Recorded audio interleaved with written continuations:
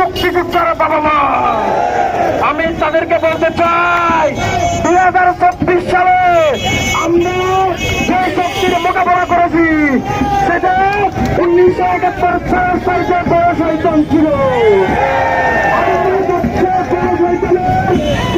মুক্তিযুদ্ধ করেছি, স্বাধীনতা অর্জন করেছি। আমাদের এই স্বাধীনতা আমাদের প্রিয় দিবস এবং আমাদের